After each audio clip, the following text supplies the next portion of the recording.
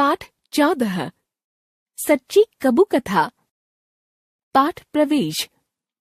दूसरों के जीवन में खुशियां भरने का सुख अनुपम होता है, यह इस सत्य कथा में बताया गया है। पशु पक्षी भी संवेदनशील होते हैं।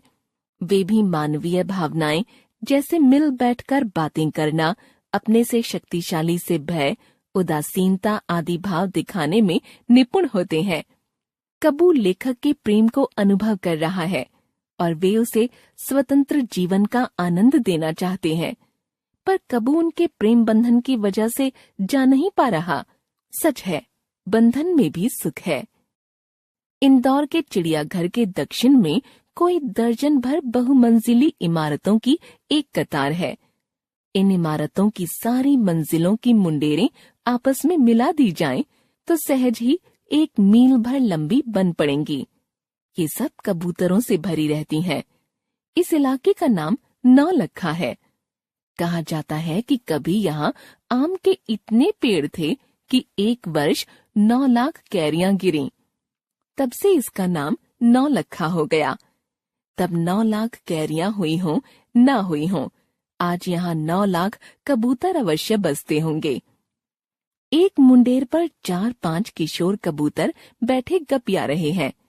किशोर ऐसे कि आकार में वे बड़े हो चुके हैं, मगर उड़ने में कुछ कमजोर हैं।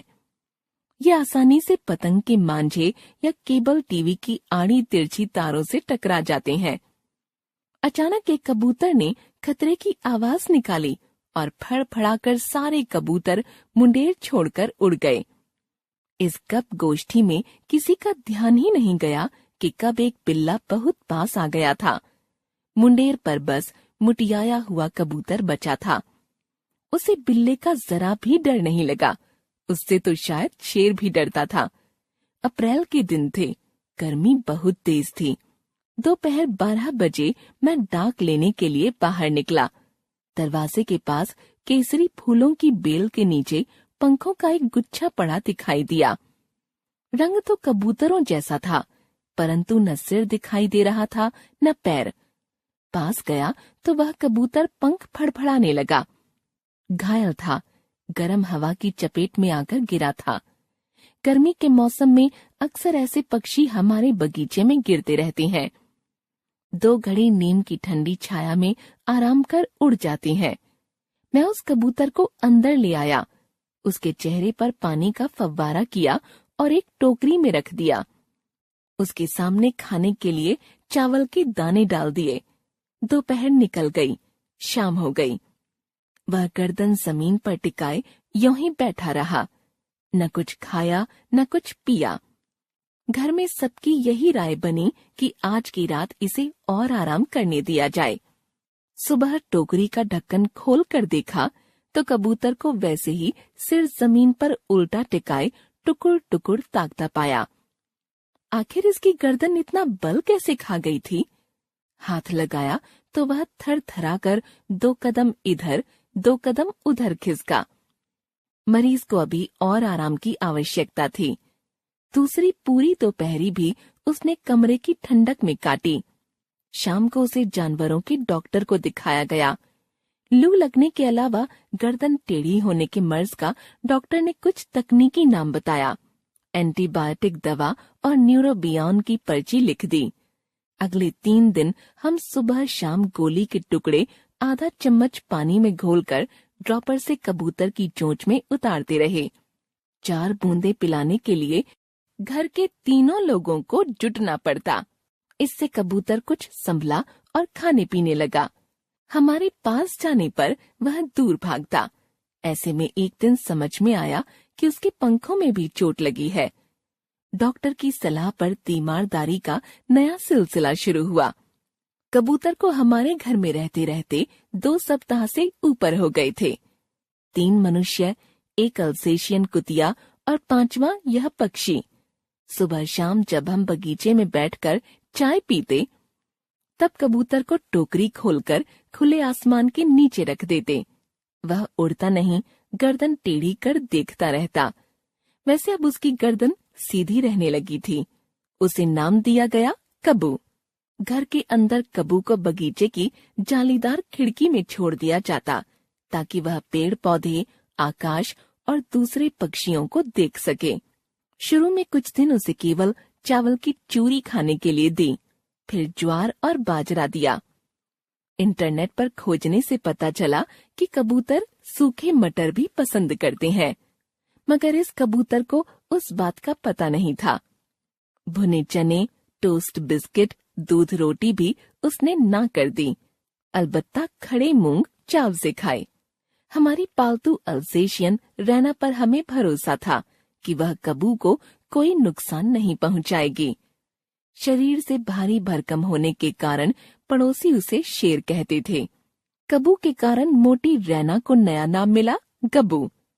कबू और गबू एक ही कमरे में साथ साथ रह लेते। गबू स्वभाव से इतनी गऊ है कि कबू यदि उसके पास चला जाता तो वह खुद दूर हट जाती है। साथ ही कूं-कूं की आवाज से हमें बता भी देती है। कबू की तबीयत सुधरने लगी।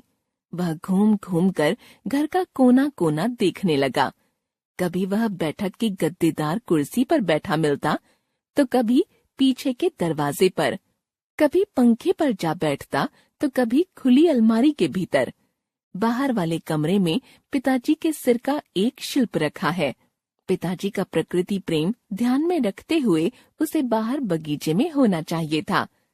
कबू शिल्प पर जा बैठता और बीट कर देता। सिर पर कबूतर की बीट शायद हर उस मूर्ति के लिए आवश्यक संस्कार है जिसे खुले आकाश के नीचे लगाया जाता है। कबू ने यह कसर पूरी कर दी। घर आने वालों को कबूतर से सबसे पहले मिलवाया जाता। जो लोग कैमरा रखने का शौक रखते वे इसकी तस्वीर जरूर लेते। कबू अब एकदम स्वस्थ था। वह उड़ता कम और चलता अधिक था। पीछा करने पर वह तेज चाल से यहाँ वहाँ दुबकता फिरता। उड़कर यदि किसी ऊंची जगह बैठ जाता तो पूरा दिन भूखा प्यासा बैठा ही रहता जब तक ऊपर चढ़कर उसे नीचे उतार न लिया जाए। हमारे साथ रहते रहते उसे 6 सप्ताह हो गए थे। वह गर्मियों में आया था और अब वर्षा आ गई थी। एक खुशनुमा दोपहर जब वर्षा आकर थम गई थी, हमने उसे विदा कहने का तय किया। उसकी टोकरी खोलकर बगीचे में रख दी। दूर बरामदे में बैठकर हम देखते रहे कि वह अब उड़ा तब उड़ा। 15 मिनट बाद कबू टोकरी से बाहर आया। फिर पंख खोलने, गर्दन मटकाने के बाद धीरे से जमीन पर उतर आया और बगीचे में टहलने लगा। समय बीतता गया। कबू को वहीं मजा आने लगा। आखिर उकताकर हमने उसे फिर से टोकरी में रखा और घर के अंदर ले आए। कहीं बिल्ली आ गई तो यह चलता ही रहेगा। दिन ढलते कहीं ऊंची डाल पर बैठ गया तो भूखा प्यासा बैठा ही रहेगा, यह सोचते हुए कि अभी कोई आकर उतार ले जाएगा और दुलार कर चुग्गा पानी देगा। चाय की मेज पर बैठे बैठे हमने उन सारी घटनाओं की कल्पना कर डाली। यदि कबू अभी उड़ जाता तो क्या होता? 2 महीने हो गए, कबू हमारे साथ ही है।